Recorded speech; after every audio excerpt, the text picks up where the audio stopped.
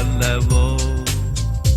இதை சிறப்பாய் கொண்டாடிடவே புறப்பட்டு வாரி தோழர் தேவதாயின் மாதம் இது அல்லவோ.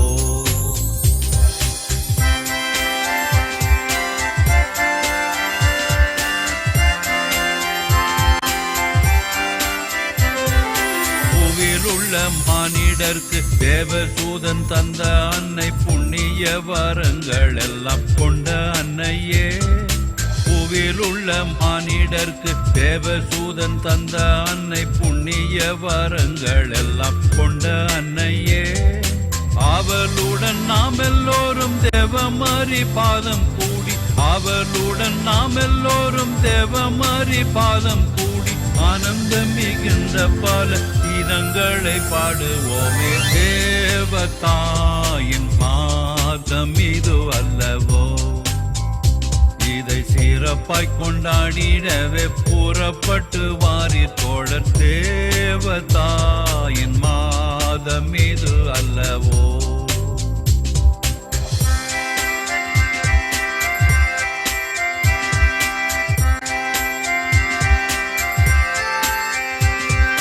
தோட்டங்களில் உள்ள பல வாட்டம் இல்லா புஷ்பங்களை ஜோடு ஜோடாய் சேர்த்து நல்ல மாலை கட்டுவோம். தோட்டங்களில் உள்ள பல வாட்டமில்லா புஷ்பங்களை ஜோடு ஜோடாய் சேர்த்து நல்ல மாலை கட்டுவோம்.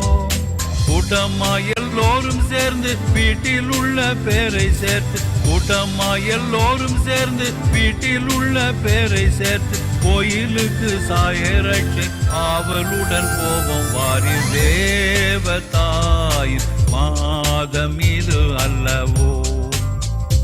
இதை சிறப்பாய் கொண்டாடிடவே புறப்பட்டு வாரி தோழர் தேவதாயின் மாதம் இது அல்லவோ.